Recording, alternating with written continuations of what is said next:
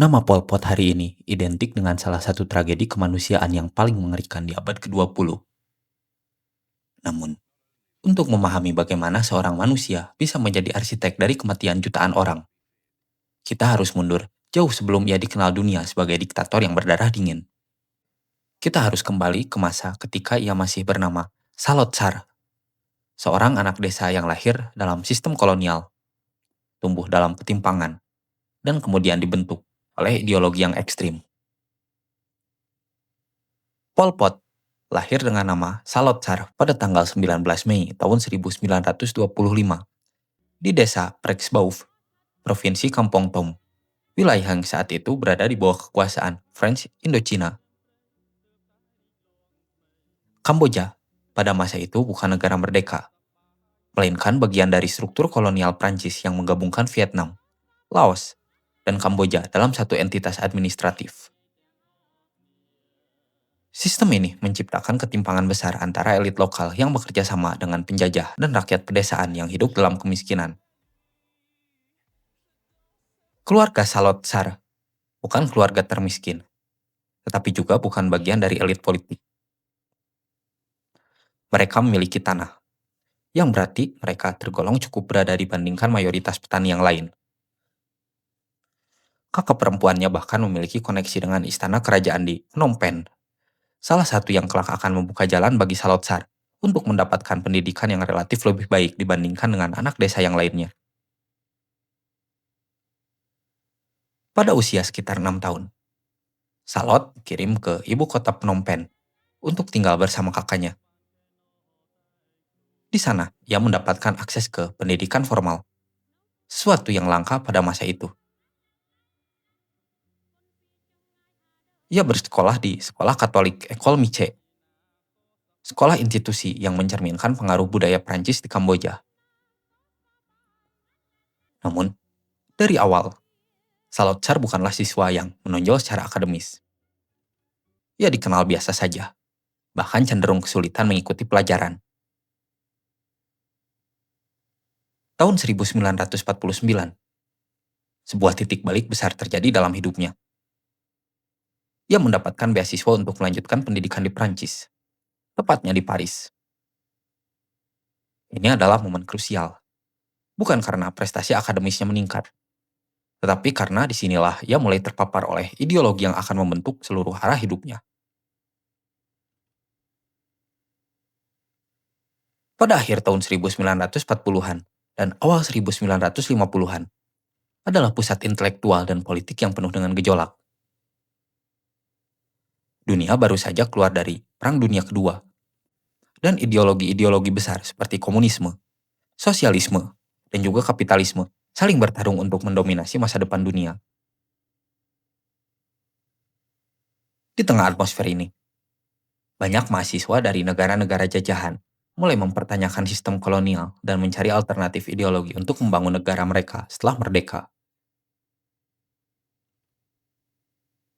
Disinilah Salot Tsar bertemu dengan kelompok mahasiswa Kamboja yang memiliki pandangan politik radikal. Ia bergabung dengan lingkaran diskusi yang dipengaruhi oleh Marxisme-Leninisme. Ia juga terlibat dalam organisasi yang berafiliasi dengan French Communist Party. Namun, penting untuk dicatat bahwa Salot Tsar bukanlah seorang intelektual besar dalam teori Marx. Ia tidak dikenal sebagai penulis atau pemikir mendalam seperti tokoh komunis lainnya. Yang membedakannya adalah cara ia menyederhanakan ideologi menjadi sesuatu yang sangat ekstrim dan juga praktis. Ia tidak tertarik pada debat filosofis panjang, melainkan bagaimana ideologi bisa diterapkan secara radikal untuk mengubah masyarakat. Di Paris, ia mulai membentuk pandangan bahwa masyarakat ideal adalah masyarakat tanpa kelas, tanpa kapitalisme, dan tanpa pengaruh asing. Namun, berbeda dengan banyak komunis Eropa yang masih mempertimbangkan tahapan industrialisasi, Salot Tsar justru melihat pedesaan sebagai pusat revolusi. Ia percaya bahwa petani adalah kekuatan utama yang bisa membangun masyarakat komunis murni. Pandangan ini kelak akan menjadi pondasi dari kebijakan brutal yang ia terapkan di Kamboja. Namun, kehidupan akademisnya sendiri tidak berjalan dengan baik. Ia gagal dalam studinya di bidang teknik radio dan akhirnya kehilangan beasiswa. Pada tahun 1953, ia kembali ke Kamboja tanpa gelar, tapi dengan ideologi yang sudah mengakar kuat. Saat ia kembali, situasi politik Kamboja sedang mengalami perubahan besar. Gerakan kemerdekaan semakin kuat, dan pada tahun yang sama, Kamboja akhirnya memperoleh kemerdekaan dari Prancis di bawah kepemimpinan Norodom Sihanouk. Di bawah kepemimpinan Norodom Sihanouk. Namun, kemerdekaan ini tidak serta-merta membawa stabilitas. Sebaliknya, ia membuka ruang bagi berbagai kelompok politik untuk bersaing memperebutkan kekuasaan. Salazar mulai melihat gerakan komunis bawah tanah.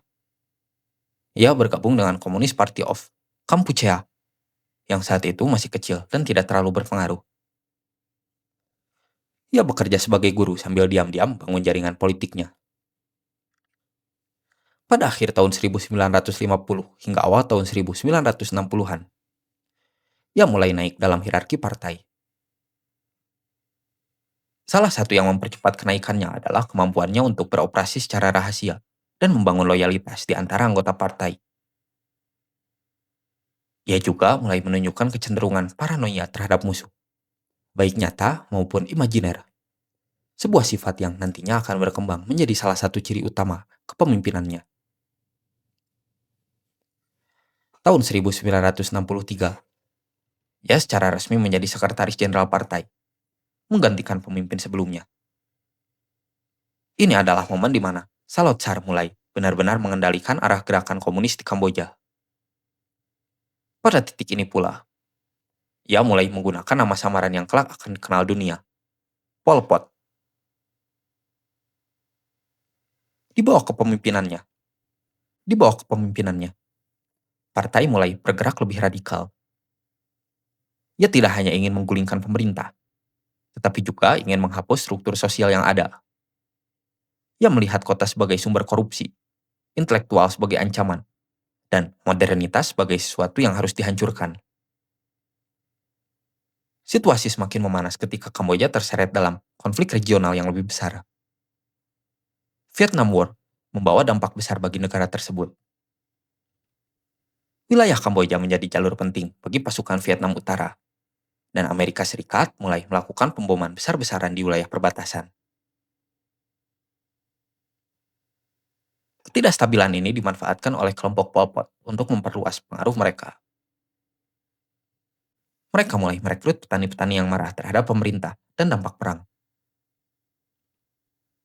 Dengan propaganda yang sederhana, namun kuat, mereka menjanjikan masyarakat yang adil dan bebas dari penindasan. Pada tahun 1970, sebuah kudeta terjadi yang mengubah arah sejarah Kamboja secara drastis. Lon Nol menggulingkan Norodom Sihanouk yang mendirikan pemerintahan pro-Amerika. Sihanouk yang diasingkan kemudian secara mengejutkan bersekutu dengan kelompok komunis, termasuk Pol Pot, untuk melawan Lon Nol. Aliansi ini memberikan legitimasi besar bagi gerakan Pol Pot di mata rakyat. Banyak orang yang sebelumnya loyal kepada raja, kini mendukung Khmer Merah karena mengikuti suruhan Sihanouk. Perang saudara pun tidak terhindarkan. Selama 5 tahun berikutnya, Kamboja tenggelam dalam konflik brutal antara pemerintah Lon Nol dan juga pasukan Khmer Merah yang dipimpin oleh Pol Pot. Dalam periode ini, kekuatan Khmer Merah tumbuh secara signifikan, didukung oleh Vietnam Utara dan memanfaatkan kekacauan yang ditimbulkan oleh perang. Pada tanggal 17 April tahun 1975, pasukan Khmer Merah akhirnya berhasil merebut Phnom Penh. Ini adalah momen yang menandai awal dari salah satu rezim yang paling kejam dalam sejarah manusia.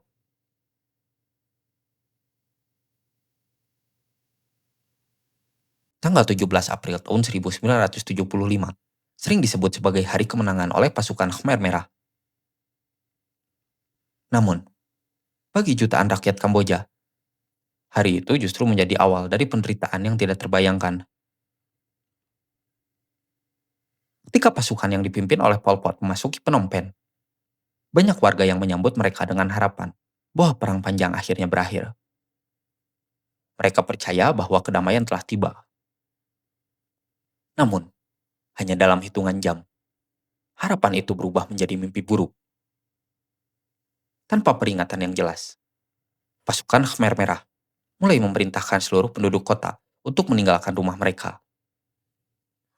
Rumah sakit dikosongkan. Pasien yang masih terbaring dipaksa berjalan atau diangkut seadanya. Orang tua, anak-anak, bahkan mereka yang sedang sekarat tidak diberi pengecualian. Alasan yang diberikan sederhana. Kota akan dibom oleh Amerika Serikat dan semua orang harus segera dievakuasi. Namun, itu hanyalah dalih. Dalam waktu kurang dari 72 jam, Phnom Penh, sebuah kota dengan populasi lebih dari 2 juta orang, menjadi kota kosong. Ini adalah salah satu evakuasi paksa terbesar dalam sejarah modern, yang dilakukan tanpa persediaan logistik, tanpa makanan yang cukup, dan tanpa tujuan yang jelas bagi sebagian orang. Inilah awal dari kebijakan yang disebut oleh rezim sebagai tahun nol. Sebuah konsep yang mencerminkan ambisi radikal untuk menghapus seluruh sejarah Kamboja dan mulai kembali dari awal. Tidak ada yang namanya masa lalu. Tidak ada budaya lama.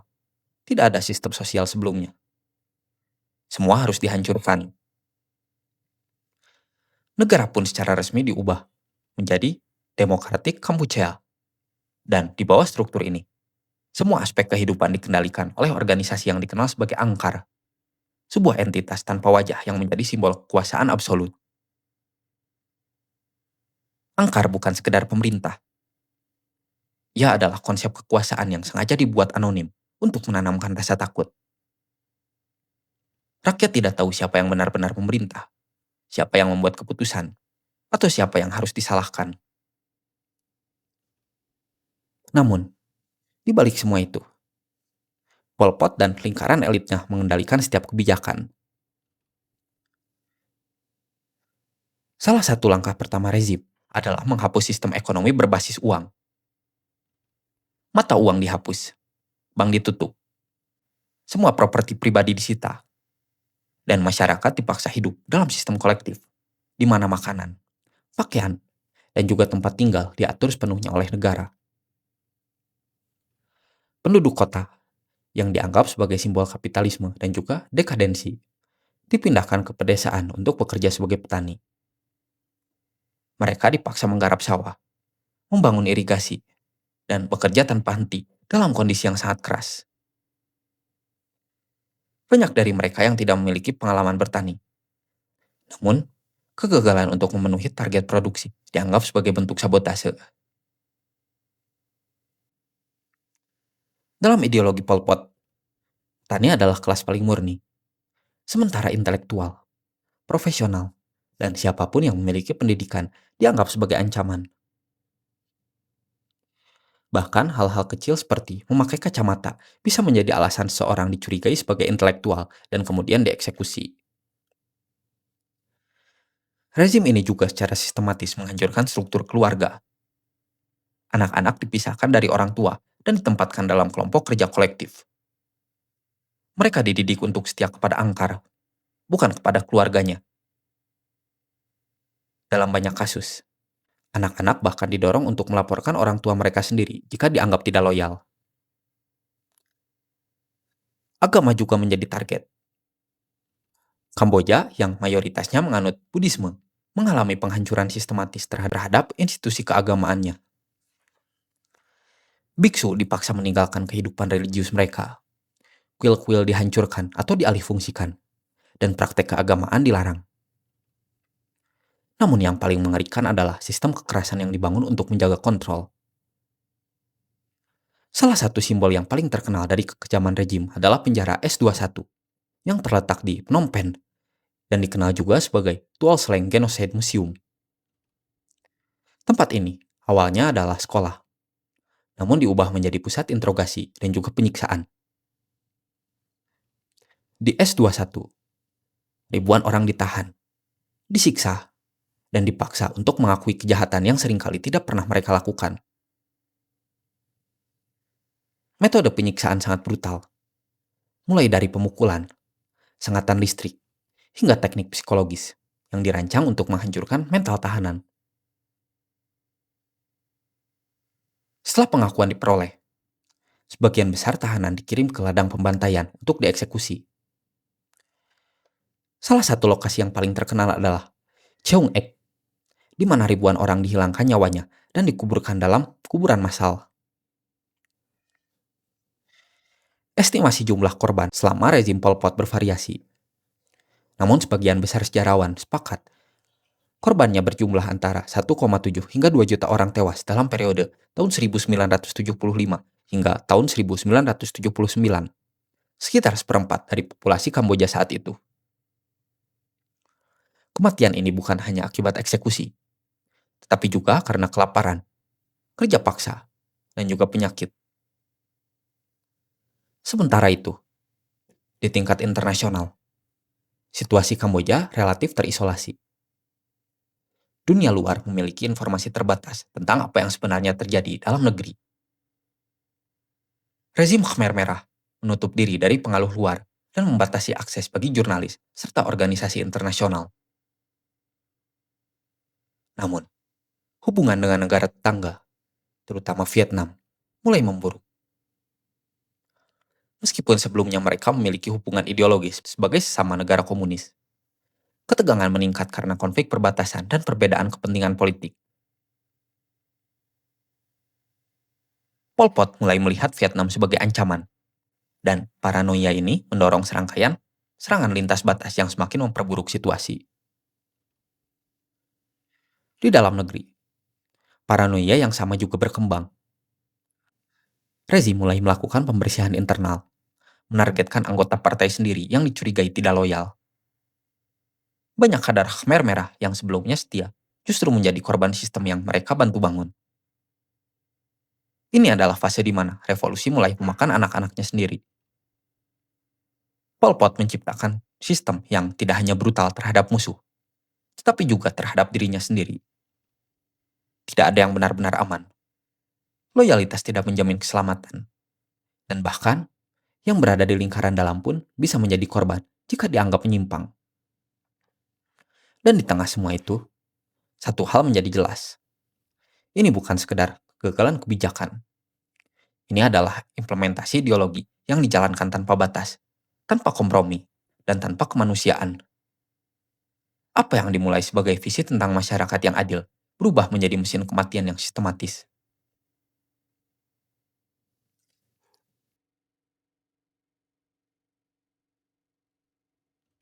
Memasuki akhir tahun 1977, rezim yang dibangun oleh Pol Pot mulai menunjukkan tanda-tanda keretakan yang tidak bisa lagi disembunyikan. Di dalam negeri, sistem yang dibangun di atas ketakutan mulai memakan dirinya sendiri.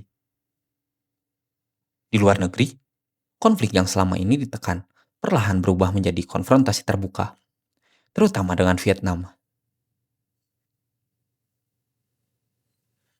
Hubungan antara Kamboja dan Vietnam sebenarnya sudah lama rumit. Secara ideologis, keduanya sama-sama penganut komunisme. Namun secara historis, ada ketegangan panjang antara kedua bangsa. Pol Pot dan lingkarannya tidak pernah benar-benar mempercayai Vietnam. Mereka melihat Vietnam sebagai kekuatan dominan di kawasan yang berpotensi mengancam kedaulatan Kamboja. Paranoia ini berkembang menjadi kebijakan agresif. Sepanjang tahun 1997 hingga tahun 1978, pasukan Khmer Merah mulai melakukan serangan lintas batas ke wilayah Vietnam. Desa-desa di perbatasan diserang, warga sipil dibantai. Salah satu insiden yang paling brutal terjadi di desa Bacuk, di mana ribuan warga Vietnam dihilangkan nyawanya secara sistematis. Bagi Vietnam, Ini bukan lagi sekedar provokasi kecil. Ini adalah deklarasi perang yang tidak resmi. Pada saat yang sama, di dalam negeri Kamboja, Pol Pot semakin terobsesi dengan musuh internal. Ia percaya bahwa infiltrasi Vietnam telah menyusup ke dalam partai dan juga militer. Akibatnya, gelombang pembersihan internal semakin intensif. Tokoh-tokoh penting dalam Khmer Merah mulai ditangkap, disiksa, dan juga dieksekusi. Banyak dari mereka adalah kader lama yang pernah berjuang bersama Pol Pot sejak awal. Salah satu korban dari paranoia ini adalah kader dari zona timur Kamboja, wilayah yang dianggap memiliki hubungan lebih dekat dengan Vietnam. Puluhan ribu orang dari zona ini dihilangkan nyawanya karena kecurigaan politik. Di titik ini, sistem yang dibangun oleh Pol Pot tidak lagi rasional. Ia bergerak berdasarkan ketakutan dan juga kecurigaan, bukan strategi. Setiap kegagalan produksi dianggap sebagai sabotase. Setiap kritik dianggap sebagai pengkhianatan. Dan setiap perbedaan dianggap sebagai ancaman. Namun tindakan paling fatal dari Pol Pot adalah meremehkan Vietnam. Desember tahun 1978, Vietnam melancarkan invasi besar-besaran ke Kamboja. Ini bukan sekedar operasi militer terbatas, melainkan serangan penuh dengan tujuan menggulingkan rezim Khmer Merah. Pasukan Vietnam, yang jauh lebih terorganisir dan berpengalaman setelah bertahun-tahun perang, bergerak dengan cepat. Dalam waktu kurang dari 2 minggu, pertahanan Khmer Merah pun runtuh. Pada tanggal 7 Januari tahun 1979, Phnom Penh jatuh ke tangan Vietnam. Rezim Demokratik Kampuchea secara efektif telah berakhir. Pol Pot dan sisa pasukannya melarikan diri ke wilayah hutan di perbatasan Thailand. Vietnam kemudian mendirikan pemerintahan baru di Kamboja yang dipimpin oleh Heng Samrin. Pemerintahan ini didukung oleh Vietnam dan berusaha membangun kembali negara yang telah hancur total. Namun, kejatuhan rezim tidak berarti akhir dari konflik. Pol Pot dan Khmer Merah tidak hilang begitu saja. Mereka mundur ke wilayah terpencil dan melanjutkan perang gerilya. Ironisnya, dalam konteks perang dingin, situasi menjadi semakin kompleks. Meskipun dikenal sebagai rezim brutal, Khmer Merah justru mendapatkan dukungan dari beberapa kekuatan internasional. China tetap memberikan bantuan kepada mereka sebagai bagian dari rivalitas dengan Vietnam yang didukung oleh Uni Soviet. Bahkan, di forum internasional seperti PBB, kursi Kamboja untuk beberapa waktu masih dipegang oleh perwakilan Khmer Merah. Ini adalah salah satu ironi terbesar dalam sejarah modern. Rezim yang bertanggung jawab atas kematian jutaan orang masih diakui secara diplomatik oleh sebagian dunia. Sementara itu, di dalam Kamboja, dampak dari rezim Pol Pot mulai terungkap secara perlahan. Ketika Vietnam mulai membuka akses ke wilayah-wilayah yang sebelumnya tertutup, dunia mulai melihat bukti nyata dari apa yang terjadi. Kuburan massal ditemukan di berbagai tempat. Tulang belulang manusia berserakan. Penjara seperti Tuol Sleng Genocide Museum menjadi saksi bisu dari sistem penyiksaan yang terorganisir. Dokumen-dokumen yang ditemukan menunjukkan betapa sistematisnya kekerasan yang dilakukan. Setiap tahanan didokumentasikan, setiap pengakuan dicatat, dan setiap eksekusi diarsipkan. Ini bukan kekacauan yang spontan. Ini adalah mesin yang dirancang dengan rapi. Sementara itu, Pol Pot tetap berada dalam bayang-bayang. Ia terus memimpin sisa-sisa Khmer Merah dari hutan, meskipun kekuatannya menjadi semakin melemah. Namun, bahkan di pengasingan, pola yang sama tetap terjadi. Paranoia tidak akan pernah hilang. Pada akhir tahun 1980 hingga tahun 1990, konflik internal kembali muncul dalam Khmer Merah. Salah satu tokoh penting yang akhirnya menjadi korban adalah Son Sen, yang dieksekusi atas perintah Pol Pot karena dicurigai berkhianat. Eksekusi ini justru menjadi titik balik terakhir. Banyak anggota Khmer Merah yang tersisa mulai kehilangan kepercayaan terhadap Pol Pot. Mereka melihat bahwa kepemimpinan yang didasarkan pada ketakutan tidak bisa lagi dipertahankan. Pada tahun 1997, Pol Pot akhirnya ditangkap oleh kelompoknya sendiri. Ia diadili dalam sebuah proses internal yang lebih bersifat simbolis daripada hukum. Dalam persidangan tersebut, ia dinyatakan bersalah dan dijatuhi hukuman tahanan rumah seumur hidup. Ini adalah akhir yang ironis bagi seorang pria yang pernah mengendalikan seluruh negara dengan kekuasaan yang absolut. Dan akhirnya, pada tanggal 15 April tahun 1998, Pol Pot meninggal dunia di daerah terpencil dekat perbatasan Thailand. Penyebab kematiannya secara resmi disebut sebagai serangan jantung. Meskipun, ada spekulasi lain yang menyebutkan kemungkinan bunuh diri. Ia meninggal tanpa pernah diadili di pengadilan internasional, tanpa pernah benar-benar mempertanggungjawabkan kejahatannya di hadapan dunia. Namun, warisannya tidak hilang. Kamboja yang ia tinggalkan adalah negara yang hancur, bukan hanya secara fisik, tetapi juga secara sosial dan psikologis.